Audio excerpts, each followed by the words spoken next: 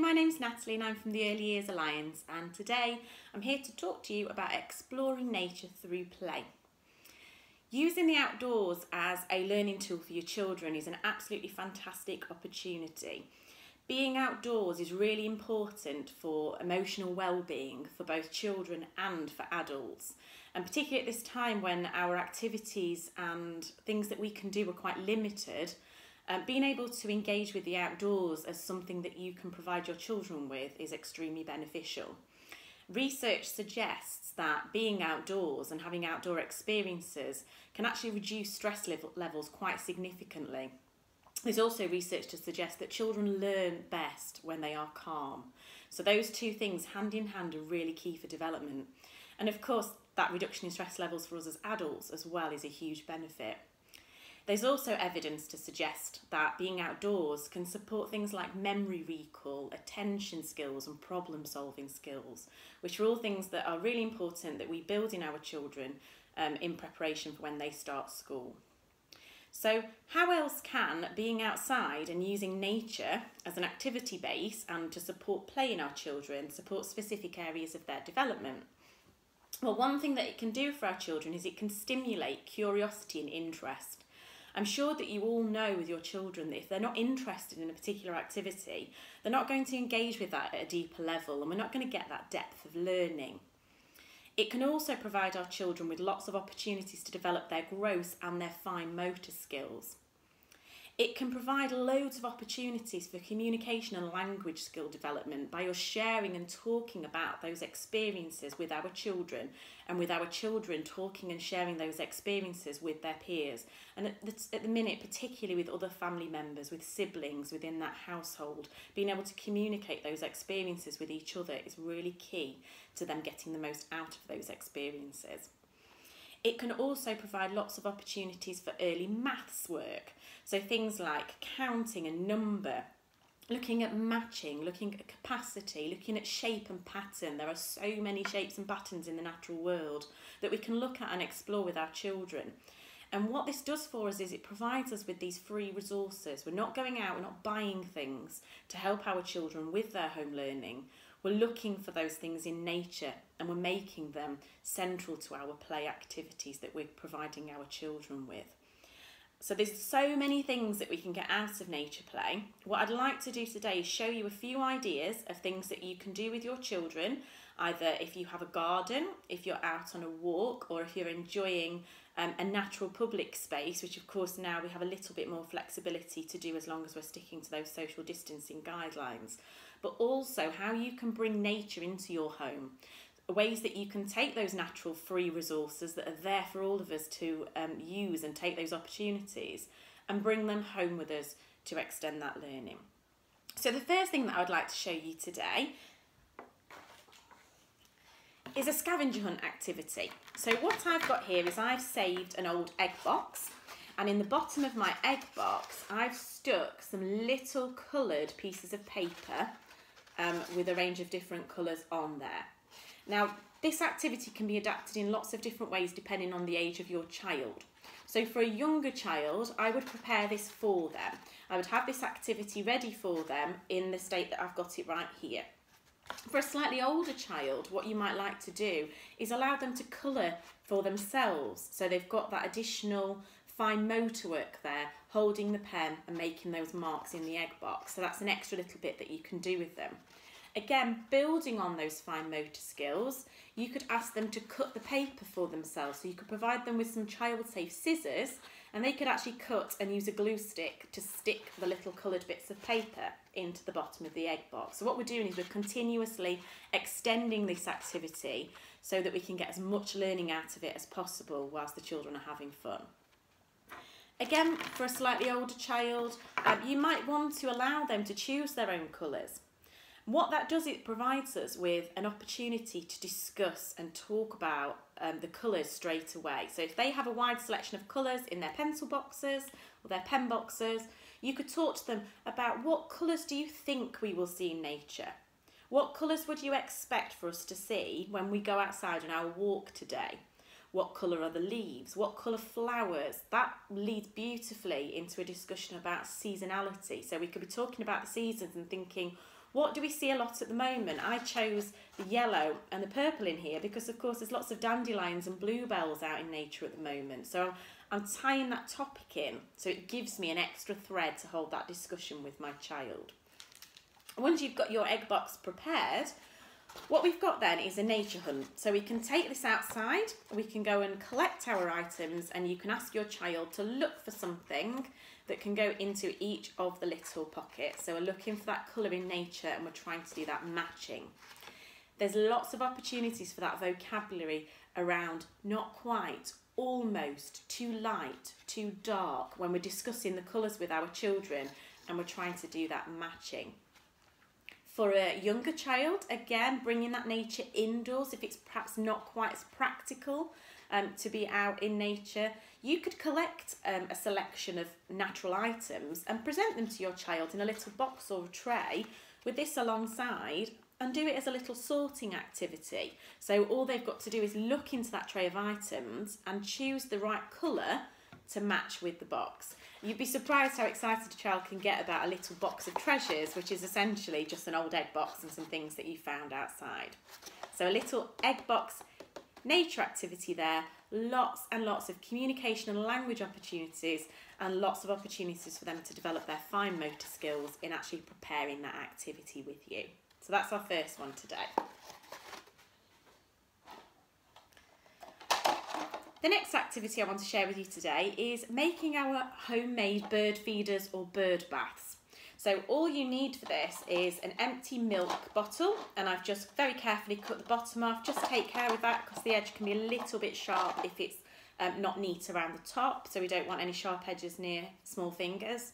A piece of string or ribbon or wool, whatever that you've got at home, and a stick. And all I've done is I've just cut some holes in the side of the carton, and I've slotted my stick through there, secured it with a bit of string. So what I've got is something that I can hang on a tree that a bird can perch on that little stick and access whatever I put in here.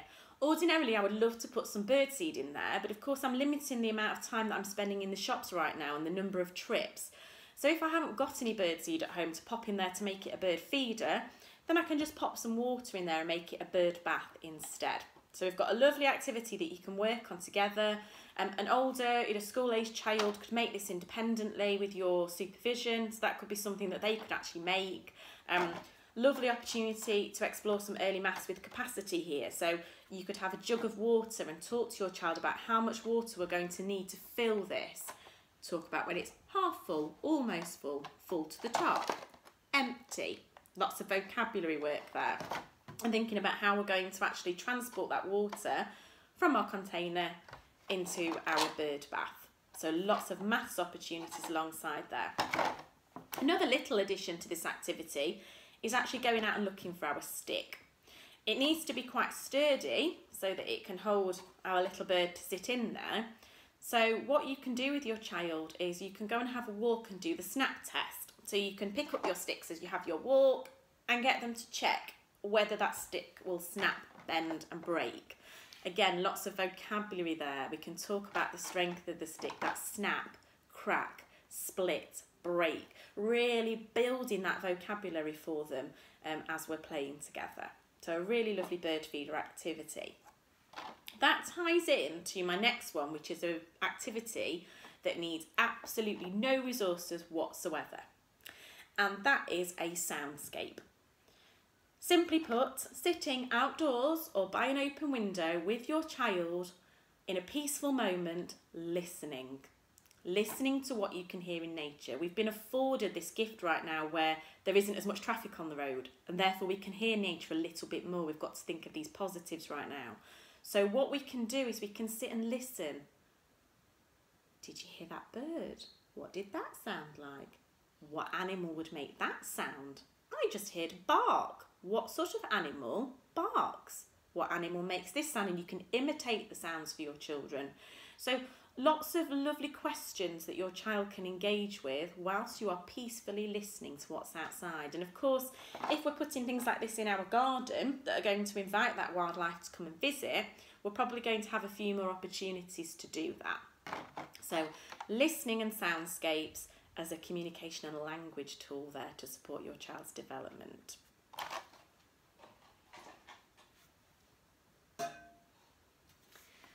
The next activity is a matching activity, so a little bit of maths within our natural world. I went out and collected some leaves and I made sure that I got 2 of everything that I found. Really simple activity, placing these in front of your child, even a really young toddler could have a go at this one. Putting that out there for them to experience the sensory element firstly, touching the leaves, what does it smell like, talking about the colours, just letting a baby just feel them and touch them and see how they feel in their little hands. Just as a simple sensory experience can be really beneficial. And then encouraging them to find the pairs. So we've got our oak leaf, can you find another one that looks the same? So we've got some simple matching activities there. You could collect them together. Maybe an older sibling could collect the matching pairs for a younger sibling to then match when they get home. So things that we can do working collaboratively as a family. So a really lovely simple matching activity. How can I extend that to a few more development areas? My pegboard. What I've got there is a bit of cardboard box and I've glued some clothes pegs onto it. I did use a hot glue gun, it makes them a little bit more secure. If you don't have a hot glue gun at home, some PVA, just let it dry really well, or you could sellotape them onto there just to make sure that they're secure. And then what you've got is a really great fine motor workout for your child in manipulating the pegs. If I were making it just as a simple pairs board, I probably would leave this one off in the middle and just start with 4. I would peg that one on for them. I would ask them to find the matching one in the tray and ask them to peg it alongside. So really simple matching activity. Of course, the more pegs you've got on your board, the harder the challenge, so it gives them more matching to do. You could even do it by colours, some of the things that you've collected, like in the previous activity. You could use this just as a little foraging board, so when you go out for a walk and you're collecting your natural resources, you could simply use this as something for them to attach those little natural treasures onto as they pick them up on the walk, because obviously this is quite easy to take with you and helps them to have something to collect them. Then when you get home, you've got a lovely talking point. You can display this in your child's play area and they've got all their natural treasures there to then talk about and share with other family members. You could take your colours. You could put your colours underneath each peg and use it similar to the egg box activity where they have to find something of each colour to put onto their pegboard. So a little bit of finger manipulation there, some lovely fine motor work, but we've also got all of that communication and language work in there as well within their play. Lots of opportunities to hold those really rich and valuable conversations with our children. So another activity there.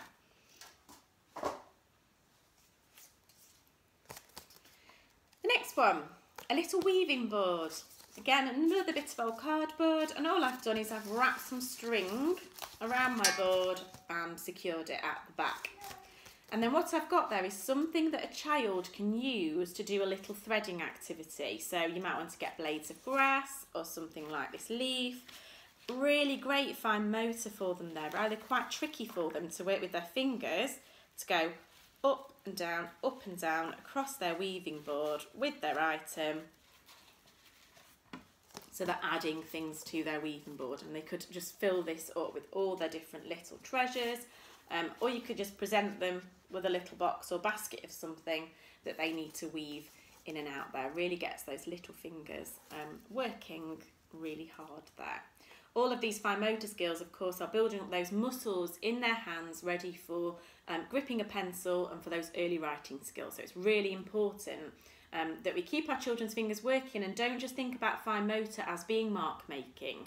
We can get them to practice holding a pencil and get them to practice writing, but all of this pre-work is absolutely just as important in building and strengthening that control and the muscles that they're going to need to be able to successfully do that when they get to school age. So we've got our little weaving board. And then the last activity that I want to show you today is a really simple way of enhancing something that we do every day. Snack time. bringing a little bit of the natural world inside, something that can maybe give us that little bit of a talking point again around meal times and snack times. So I've got my little tray of fruits and vegetables there, ready for a child's snack time. A paper plate would be perfect for this. I didn't have any paper plates, so I've done a bit of paper and I've put it on an ordinary plate. Use what you've got at home. We've got to adapt a little bit more at the moment. And what I've done is I've coloured some sections there on the plate. And what I would ask the child to do is when they're serving themselves, which is a really useful thing for them to do for their health and physical development anyway, that taking responsibility, taking a little bit of confidence and independence in their own meal times, asking them to choose from something that you've already provided. You're making the ultimate choice. This is what they get. They get to make a small choice within that about which pieces of fruit and vegetables they're choosing. And ask them to put the fruit on their plate and try and decide which section does it match the colour most closely. Where would I put it if I wanted it to be matching the colour on the plate? What you can do though is you can talk about the colours, you can have that extra discussion. They've still got their snack on a plate, but we're just adding another little layer in there as well, just to really tease every little bit of learning that we can out of the day for our children in that discreet way where they're still having fun. An older child, you could actually talk about, fractions, the sections of the plate. We can talk about thirds with on our plate. We could have half of the plate. So you've got that mathematical language for an older child that you can get in there as well. You can talk about the quantities on your plate. You can count the items as you're putting them on. What I'm suggesting is that we take our everyday activities and we add these little learning points in there to support our children in the everyday. We don't need to be going out and buying loads of resources to support our children's home learning. We can do it what we've got, and the greatest educator and the greatest tool your child is ever going to have is you as their parent and carer. You are the one that can support them with that. You know your child the best. So you can use these tools to support your child at home. So hopefully you will have got a few ideas there of different things that you can do to explore nature through play with your children while supporting their learning and development. In the next session, we're going to explore sounds and words through play. So it's going to be a session that's very much focused on communication and language skills, and I'm going to take you through some activities and tips right from babies to preschoolers in ways that we can support that talking, those speaking skills, building that vocabulary, and being able to play around and challenge our child's perceptions of different sounds. So exploring sounds and words through play is going to be our next session. If you'd like any other ideas about things that you can do with your children to support their learning and development, then you can head across to our website, which is www.familycorner.co.uk. I hope to see you next time. Thank you.